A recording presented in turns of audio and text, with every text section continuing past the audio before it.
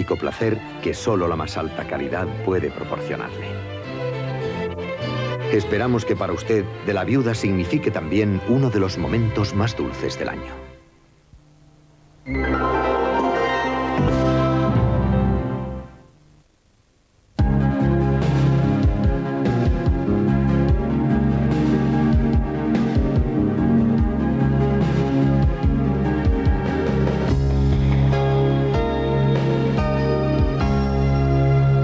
Señores, buenas noches. Estas son las noticias más destacadas del día. El presidente González considera que la última reunión comunitaria de Roma es el paso más importante que ha dado Europa en los últimos 30 años, que este es un momento de gran trascendencia, que el desafío no es ajeno a España y que va a exigir un enorme esfuerzo interno en nuestro país. Ideas expuestas en la sesión informativa celebrada hoy en el Congreso. La oposición ha matizado en el debate su apoyo al proceso europeo. No habrá reducción de penas para los terroristas y narcotraficantes. El Gobierno se ha comprometido hoy en el Congreso a introducir reformas en el Código Penal para que terroristas y narcotraficantes cumplan íntegramente sus condenas. El PP, satisfecho, ha retirado una proposición de ley en este sentido. Para oír decir a Bush que hay que cumplir las resoluciones de la ONU, más vale no ir a Washington. Con estas palabras ha rechazado hoy Saddam Hussein el diálogo de su ministro de Exteriores con Bush.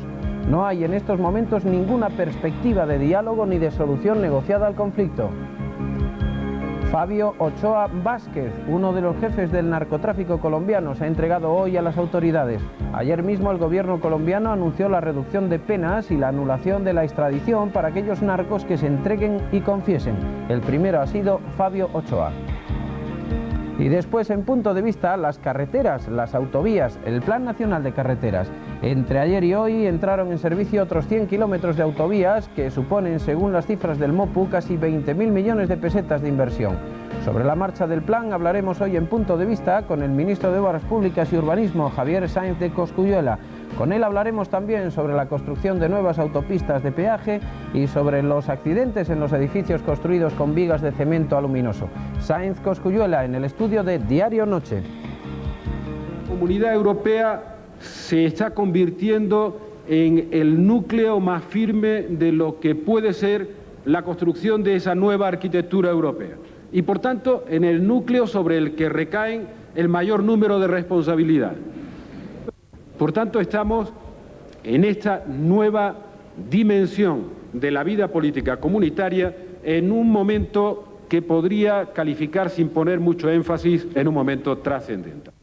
Ya lo han oído, el presidente del Gobierno, Felipe González, ha definido como trascendente el momento actual de la Comunidad Europea. Lo ha dicho esta tarde durante su intervención en el Pleno del Congreso para informar sobre la reciente cumbre de Roma. González ha advertido que este desafío europeo exigirá un esfuerzo a nuestro país. Naturalmente, debo añadir que ese desafío comunitario no es para nosotros algo ajeno, ni es mucho menos un concepto abstracto. Es un desafío que naturalmente exigirá un enorme esfuerzo para nuestro país desde el punto de vista interno y desde el punto de vista de su participación con los demás en esa construcción europea. Para Felipe González, la reunión comunitaria de Roma es el paso más importante que ha dado Europa en los últimos 30 años. Ha dicho también que los procesos de unidad económica y política deberían ratificarse antes del 92. En su intervención ha defendido la Europa de una y para los ciudadanos y ha hecho hincapié en el concepto de solidaridad para construir esa nueva Europa. En torno a la crisis del Golfo, González se ha confesado más optimista que hace 20 días. Ha dicho además que la conferencia de paz sobre Oriente Medio deberá celebrarse, pero en su momento. En su respuesta, González, la oposición ha dado su respaldo a la cumbre de Roma, pero con matices. José María Aznar, líder del PP, ha dicho que las conclusiones de esa cumbre han sido satisfactorias, pero que no le tranquiliza ni la preparación de nuestro país, ni la disposición de nuestro gobierno, afectado, dice, por la parálisis. La conclusión final es la imagen de un gobierno que yo no sé si está dividido o no, pero que desde luego sí ofrece todos los síntomas y el diagnóstico de una gran parálisis. Para Julio Anguita, de Izquierda Unida, la Europa que se perfila está lejos de los trabajadores, de la paz y de los bloques militares. También criticó Anguita la falta de audacia de la cumbre de Roma para afrontar el conflicto del Golfo. Suárez ha tenido este calificativo para la cumbre de Roma, histórica, ha llamado el líder del CDS a esa reunión. Ha pedido también una mejora de infraestructuras para hacer una España más competitiva. Y otra petición, en el discurso de Miquel Roca del Grupo Catalán, crear una Europa sensible a las ideas regionales, una idea que ha estado presente también en las intervenciones del representante vasco, Iñaki Anasagasti, y del Grupo Mixto. Finalmente, Felipe González respondió a algunas críticas y señaló que España no puede avanzar al mismo ritmo que otros países comunitarios porque ha tenido un menor desarrollo. El presidente del Gobierno terminó con una llamada al consenso para los temas comunitarios. Reitero la invitación a constituir el mayor grado de consenso sobre procesos de diálogo que pueden dar lugar a concertaciones concretas y, por consiguiente, a posiciones comunes. Muchas gracias. Los terroristas y narcotraficantes cumplirán íntegramente su condena. El ministro de Justicia, Enrique Múgica, aseguró esta tarde en el Pleno del Congreso que el Ejecutivo adoptará las medidas legales para ello en la reforma global del Código Penal que entrará en el Parlamento probablemente a principios de año. Y asimismo puedo garantizar a su señoría y a todos ustedes que hasta que haya sido aprobado el nuevo Código Penal, el Gobierno adoptará las medidas necesarias y suficientes para que la legislación se aplique con la orientación a la que me acabo de referir. El ministro hizo estas declaraciones tras la presentación de una proposición de ley por parte del Partido Popular. En ella se pedía la reforma urgente y parcial del Código Penal para que terroristas y narcotraficantes cumplan en su totalidad las condenas que les hayan sido impuestas. El portavoz del PP, Rodrigo Rato, ahí lo tienen, al escuchar las palabras del ministro, aceptó el compromiso del Gobierno y retiró la proposición de ley. El Pleno del Congreso terminó con el rechazo de la reprobación que había presentado el Grupo Popular contra el ministro de Economía, Carlos Solchaga, y contra el secretario de Estado de Hacienda, José Borrell. Ahí tienen a Solchaga al terminar. Las reprobaciones a Solchaga y a Borrell tenían como justificación, según el PP, la incapacidad para abordar la reforma fiscal y los errores de la revisión catastral. El Partido Popular y la Unión Valenciana fueron los dos únicos grupos parlamentarios que votaron a favor de estas reprobaciones antes de terminar el Pleno. Imágenes que ven.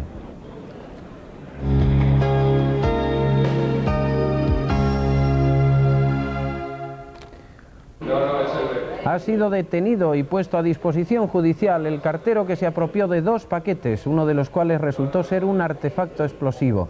Miguel Rivas García confesó el delito ante la policía después de que el paquete bomba hiciera explosión cuando su esposa lo abría en su casa. Los hechos ocurrieron en este edificio del madrileño barrio de Vallecas. El paquete bomba, que contenía cierta cantidad de amosal, causó heridas graves a Concepción González Álvarez, ya fuera de peligro. El explosivo había sido colocado en un ejemplar del libro de Ford, Madox Ford, titulado El buen soldado. Iba dirigido contra una empresa española de servicios cuyo nombre no ha sido facilitado. Nadie ha asumido todavía el envío del paquete bomba.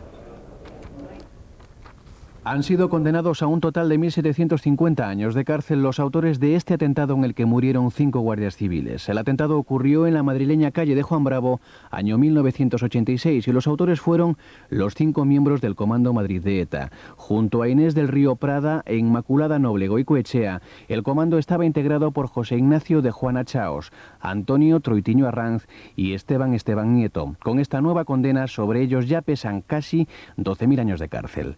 En Francia, el dirigente de ETA, Juan Lorenzo Lassa Michelena, alias Chiquierdi, compareció hoy ante la justicia para responder a una nueva petición de extradición del gobierno español. 4ª extradición solicitada por el atentado contra el general Esquivias, que los tribunales franceses resolverán tras las fiestas navideñas. El responsable de los comandos legales de ETA se podría convertir así en el primer extraditado de los 5 máximos dirigentes de la organización terrorista en el país vecino. En Madrid, mientras tanto, debe ser juzgado el próximo jueves José Antonio López Ruiz, alias Cubati, acusado del asesinato de Joyes. Su defensor, Iñaki Esnaola, diputado de HB, ha declarado que no acudirá a ningún juicio que le obligue a viajar a Madrid. El Parlamento Vasco tiene nuevo presidente, el nacionalista Joseba Leizaola. Hoy se constituyó la Cámara Vasca con los diputados elegidos el 28 de octubre. La atención está en la futura composición del nuevo gobierno autónomo. El lehendakari en funciones, José Antonio Ardanza, no descarta ninguna posibilidad. Joseba Leizaola, del PNV, ha sido hoy elegido presidente del Parlamento Vasco en la sesión constitutiva celebrada en la Cámara de Vitoria. Los votos de su partido, junto con los de Eusko Alkartasuna, Euskadiko Ezkerra y el Partido Popular, le han permitido salir elegido en la primera votación. Los parlamentarios de HB, entre los que se encontraba José María Elosúa, procesado por su presunta participación en el pago del rescate de Emiliano Revilla, han abandonado el Parlamento antes de que finalizase la sesión. Pero la atención ha estado centrada en las negociaciones para formar gobierno, después de que ayer se dieran por rotas las conversaciones entre el PNV y el Partido Socialista de Euskadi. El Partido Nacionalista Vasco iniciará ahora una ronda con el resto de partidos. El lehendakari en funciones, José Antonio Ardanza, no ha querido descartar ninguna combinación e incluso ha dejado abierta la posibilidad de que los socialistas participen en el Ejecutivo vasco en esta legislatura, aunque ha puntualizado que ya en otras condiciones. Por su parte, el secretario general del PSE, Ramón Jáuregui, ha dicho que los socialistas asumen su pase a la oposición y ha asegurado que ve pocas posibilidades de que participen en una segunda ronda de conversaciones, porque sus posiciones están claras y porque eso sería una maniobra envolvente. Jáuregui ha afirmado que el acuerdo no ha sido posible porque en el PNV ha triunfado el sector de los que prefieren un gobierno nacionalista.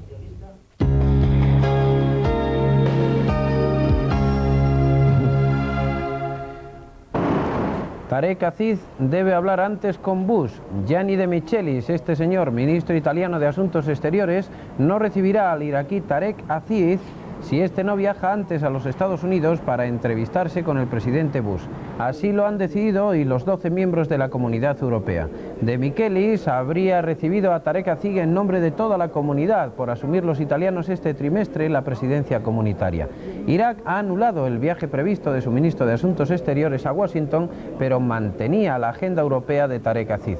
La Comunidad Europea anula pues la entrevista de Aziz y de Michelis, según ha explicado varios de sus portavoces, para no dar la impresión de que europeos y norteamericanos tienen posiciones diferentes sobre el tema del Golfo.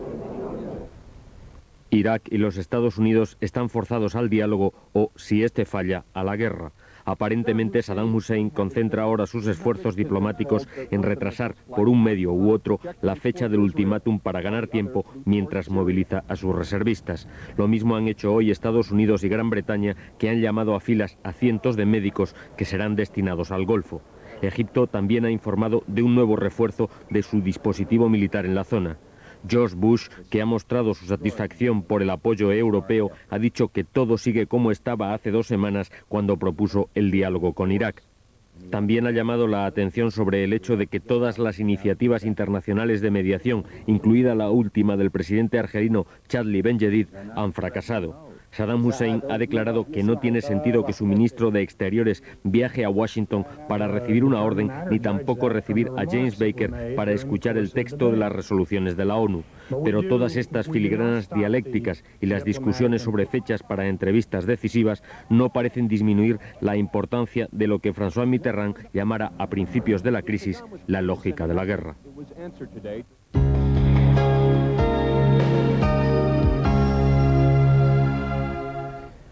Habrá nuevas universidades privadas en España. Hoy ha quedado abierto el camino para su creación y ya hay 5 proyectos que esperan la autorización definitiva.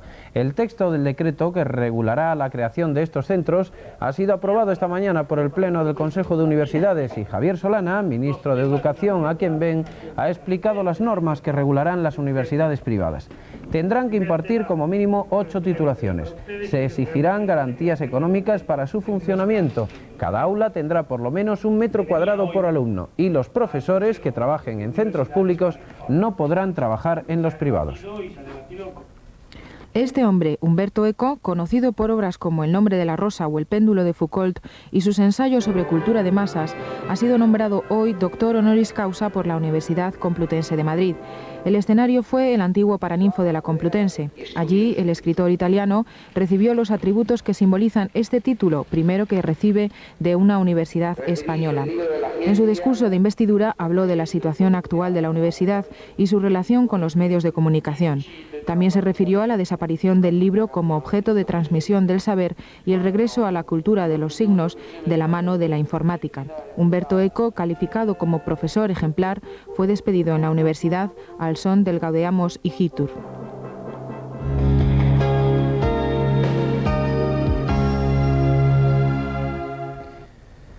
Marruecos ha vivido hoy una tensa calma mientras gobierno y oposición intercambian acusaciones en el Parlamento.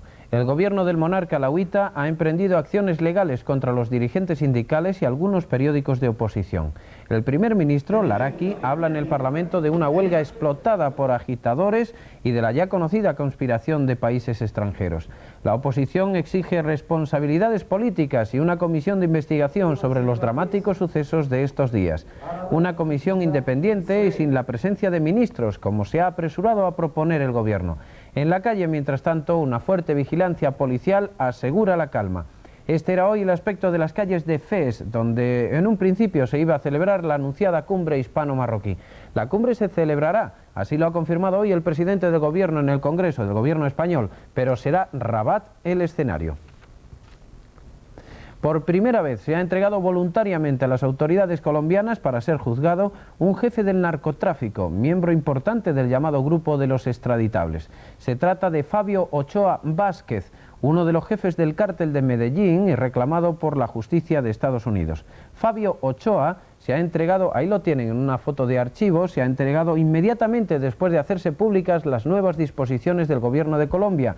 Disposiciones que anulan la posibilidad de extradición para los narcotraficantes que se entreguen voluntariamente y confiesen sus delitos. Fabio Ochoa integra junto a sus hermanos Jorge Luis y Juan David el célebre Clan Ochoa. Su entrega voluntaria se produjo en la finca La Vitrina, propiedad de su familia, en presencia de una comisión de la Dirección de Instrucción Criminal de Colombia. El nuevo decreto del gobierno colombiano rebaja hasta en una tercera parte las penas de los narcos que confiesen voluntariamente sus delitos. Los representantes de 6 repúblicas soviéticas han anunciado ya que no suscribirán el nuevo Tratado de la Unión. Los nacionalismos están distorsionando los debates del Congreso de los Diputados del Pueblo, aunque Gorbachov cuenta con el respaldo necesario para sacar adelante sus propuestas. El rechazo de la moción de censura planteada contra Gorbachov ha sido la prueba, pero al margen de los votos, el líder soviético debe convencer. En improvisada rueda de prensa se ha quejado de la falta de participación del pueblo y ha ahuyentado fantasmas dictatoriales, aunque ha reiterado que un sistema presidencial fuerte es el único camino para salvar la democracia. Precisamente para salvarla, Gorbachov ha anunciado 2 referéndum, uno sobre la propiedad privada de la tierra y otro sobre el polémico Tratado de la Unión. Hoy abandonaron el pleno los diputados moldavos. El representante de Estonia rechazó también el referéndum porque dice el pueblo no fue consultado cuando Estonia fue incorporada a la URSS. En total son ya 6 las repúblicas que rechazan una consulta que de todas formas se llevará a cabo con o sin el visto bueno de los parlamentos nacionales. Gorbachov hoy se mostraba optimista. Ninguna de las repúblicas, dice, querrá separarse de una federación renovada.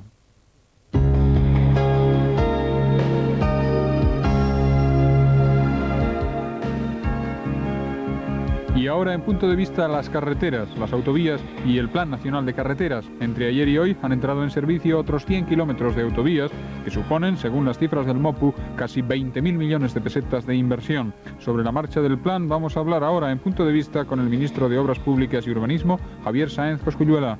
Con él vamos a hablar también sobre la construcción de nuevas autopistas de peaje o sobre los accidentes en los edificios construidos con vigas de cemento aluminoso. Sáenz Cosculluela en el estudio de Diario Noche. Bien, señor ministro, pues todo llega, incluso una inauguración como esa que estamos viendo. Creo que estaban todavía en las últimas faenas para inaugurar este tramo, ¿no? Es en Andalucía. Esto es cerca de Sevilla. Cerca de Sevilla. Es uno de los tramos que se han inaugurado estos días, que es época delante de las vacaciones, buena época para inaugurar carreteras y sin duda ninguna es una noticia siempre bienvenida. Esto es la misma zona, ¿no? Exactamente, la Luisiana. La Luisiana. Ya se puede ir de Madrid a Sevilla en autovía. ¿Cuánto porcentaje de la carretera? Pues un 82% aproximadamente. Estas imágenes son de hoy mismo, son de Sevilla, ¿verdad? Este es el nuevo puente que es ferroviario y para vehículos a la vez, que cruza el Guadalquivir en una zona urbana que está muy castigada por el tráfico. Es un magnífico puente levadizo. Sí. Ha sido hoy mismo cuando se ha hecho esta prueba de carga con el tren, o es ya la inauguración. Es real, la inauguración, ¿no? Han inaugurado los maquinistas de la Renfe. Señor ministro, hasta este momento, ¿qué porcentaje hay en servicio del plan de carreteras que va a entrar en vigor en el año 92? En servicio tenemos un 50-55%, unos 1.700 kilómetros de los 3.500. Hemos puesto en servicio este año unos 800 kilómetros y el año que viene pondremos en servicio del orden de otros 800 kilómetros para terminar el Plan General de Carreteras con arreglo al calendario previsto. ¿Que va con arreglo al calendario? ¿Ha habido algún retraso en relación con las dificultades presupuestarias de una situación que todos hemos notado que era diferente? Lo único que se va a retrasar algunos meses son las ampliaciones al plan de carreteras. Lo que estaba previsto en el plan se cumplirá tal y como habíamos previsto. Porque no ha sido su ministerio el que más ha notado una posible recesión, digo el Plan General de Carreteras, sino algunos accesos a ciudades, ¿no? No hemos tenido un castigo presupuestario, aunque lógicamente el ministro de Obras Públicas siempre aspira a tener más presupuesto cada año, pero no me han tratado mal.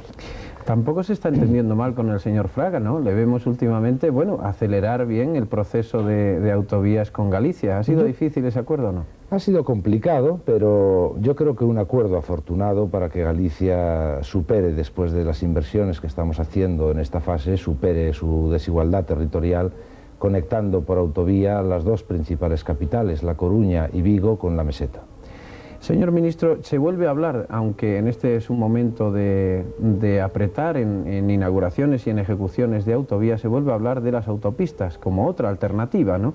En este momento ustedes han dado vía libre. El gobierno ha dicho sí, puede haber autopistas aunque estemos haciendo autovías. ¿Es así? Más que como una alternativa, como una inversión complementaria. Es decir, una inversión privada que complementa las fuertes inversiones públicas. No nos oponemos a que el sector privado participe en la creación de infraestructuras que complementen en ciertos corredores las que crea el Estado. ¿Y por qué en este momento sí? ¿Por qué se ha tardado tanto en esta decisión? ¿Por qué han querido dar antes la oferta de la autovía? La autovía era fundamental y prioritaria, pero la decisión de convocar estas autopistas de peaje privadas se tomó hace año y medio. Lo que pasa es que la elaboración de los estudios informativos requiere mucho tiempo. Y dígame por dónde va. No, primero, ¿cuáles son los corredores, como usted le llama técnicamente, que son más en este momento más necesarios? Madrid hacia el Valle del Ebro, aunque va a tener una autovía que entrará en servicio los próximos días en un 92%. Valle del Ebro no es Zaragoza, es... cerca de Zaragoza. Cerca. Combinamos con la salida a Francia y con el acceso a Zaragoza, Madrid-Burgos, la Costa del Sol y Alicante-Cartagena. Y también en Galicia unimos los dos tramos de autopista que actualmente existen entre La Coruña y Santiago y entre Pontevedra y Vigo. El gobierno ha dicho en este momento, esos son los corredores, y ¿en qué fase lo ha puesto en este momento este asunto de las... Está hecha ya la información pública en algunos de estas opciones de autopistas, en otras a punto de terminarse el periodo de alegaciones, es decir, que para la primavera creo que tendremos resueltos todos los obstáculos administrativos y legales. Y luego puede ser, en la fase de concurso, que haya personas, empresas que quieran o no. Puede haberlas o puede no haberlas. Yo deseo que las haya, como es lógico. ¿Desea el gobierno que las haya? Sin duda. ¿Y tiene alguna prioridad en alguno de estos corredores? Yo creo que el Madrid, Valle del Ebro y Zaragoza es, y junto con la Costa del Sol, las dos más prioritarias. Alicante-Cartagena es muy importante, es una zona turística también, y Madrid-Burgos. Después del 92, ¿hay una nueva fase de carreteras o ya nos hemos quedado tranquilos y ya tenemos autovías donde hay que tenerlas? No, vamos a tener el sistema radial y algunos ejes horizontales muy bien dotados, con unas potentísimas autovías, con unos 3.600 kilómetros de autovía y 1.800 de autopistas de peaje, más los que ahora saquemos a concurso público. Pero hace falta tratar en régimen de autovía los itinerarios verticales, la Ruta de la Plata, Galicia, la costa del Cantábrico, llegar desde Sompor a Zaragoza y Valencia y a Zaragoza, Teruel, Cuenca y Ciudad Real, es decir, crear ejes verticales en la península. Un asunto que me gustaría comentarle porque ha sido actualidad y sigue siéndolo, creo. Se han caído algunas casas porque fueron construidas en su momento con un denominado cemento aluminoso que, aunque es legal y es bueno, no sirve era más caro que el cemento convencional. Y creo que se utilizaba porque era más rápido, se hacían las casas fragua muy rápidamente, con una dureza muy grande, pero tiene unas condiciones de operación muy especiales. Y sobre todo, en determinadas condiciones de humedad y temperatura, ese cemento sufre un desgaste con el paso del tiempo. ¿Qué es lo que ha ocurrido? Las casas se han caído, hay lógica preocupación, muchísimas personas que pueden decir, mi casa fue construida más o menos en aquella época, más o menos por esta constructora y me puede ocurrir lo mismo, que se me venga la casa abajo. Ustedes han tomado una determinación de hacer un análisis, ¿en qué condiciones? Hemos convenido, tanto con la Comunidad Canaria como con la Generalidad de Cataluña, un análisis exhaustivo de cuántas casas pudieron utilizar ese tipo de cemento. Yo creo que fueron pocas. Solo en esos dos lugares. Y hemos invitado a las demás comunidades autónomas a iniciar una acción similar que cubra todo el territorio español para saber cuántas casas usaron este tipo de cemento, en qué condiciones se hizo la utilización y en qué condiciones se encuentran ahora, porque no necesariamente tiene que producirse el deterioro de este cemento, no necesariamente. ¿Y han puesto plazo para ese análisis? De aquí al verano creo que tendremos un chequeo bastante realista del número de casas que utilizaron estos cementos y en qué condiciones se encuentran. ¿Y tienen asegurado luego un convenio con esas autoridades regionales para que los ciudadanos que nos estén viendo y digan, yo tengo una casa construida con cemento luminoso, el problema es ese? Con Canarias, donde hay 1.760 y tantas viviendas, hemos llegado a un convenio financiero y tanto la comunidad como nosotros aportamos los costes de reconstrucción. En las demás comunidades, cuando sepamos el alcance del problema, pues tendremos que tomar determinaciones. La actitud de cooperación por parte del Gobierno está tomada.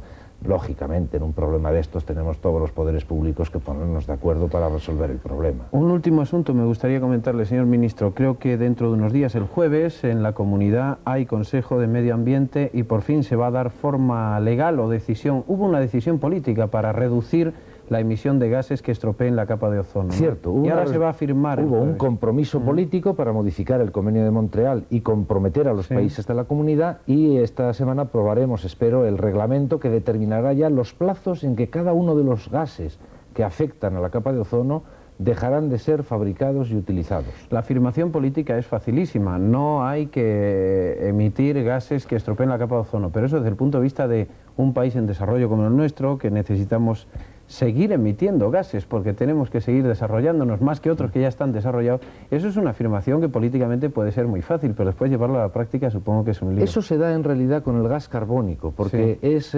correlativa la emisión a la producción energética y por tanto al nivel económico y de calidad de vida de los ciudadanos.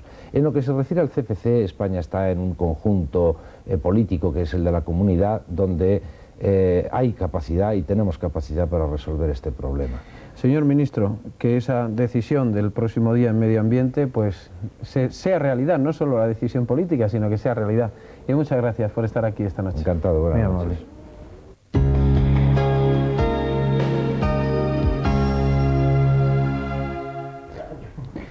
Spartak de Moscú, Real Madrid, Dinamo de Kiev, Barcelona. Estos han sido los emparejamientos de los equipos españoles supervivientes en las Copas de Europa. Al parecer, muy buena suerte. Como la competición en la URSS no comienza hasta la primavera, Real Madrid y Barcelona parten con la ventaja de enfrentarse a equipos poco rodados entonces y que además deberán afrontar el partido de vuelta en tierras españolas. Y un último dato, 1-0 y en el último minuto España ganó a Albania en la categoría sub-21. El partido se jugó esta noche en Huelva ante 7.000 espectadores. Mañana juegan las selecciones absolutas, España y Albania en Sevilla, a ver si tienen mejor suerte en nuestro equipo, o por lo menos mete más goles. Persiste la inestabilidad en buena parte de España. Mañana seguirá lloviendo, aunque ya de forma más débil, en la zona del Estrecho, Andalucía, Levante y en ambos archipiélagos. Algunas precipitaciones quizá también a orillas del Cantábrico y en los Pirineos. Aparecerán bancos de niebla en la mitad norte de la península, que serán persistentes en varios puntos de La Rioja, Aragón y Cataluña. Ligera subida en las 4 bolsas españolas después de un comienzo de semana negativo. Mientras el precio del petróleo ha bajado hoy casi $1 el barril, los inversores se muestran muy cautos en los mercados financieros. Y en el mercado de divisas, la peseta repite por segundo día de depreciaciones generalizadas. Frente al dólar ha perdido 36 céntimos y frente al marco alemán 24. El cupón de la 11, el premiado el 48.150, 48150. Y la Bono Loto, el 3, el 12, el 18, el 22, el 27 y el 34, y el complementario el 25. Esta noche se han entregado los premios Inserso 90, premios que tienen como objetivo sensibilizar a la sociedad sobre amplios colectivos con problemas, personas mayores, minusválidos y refugiados o marginados en general. Ahí tienen el acto, en el apartado de televisión. El primero fue para un reportaje sobre la parálisis emitido en Informe Semanal de Televisión Española, y el segundo para un programa de Televisión Española en Cataluña sobre enfermedades mentales.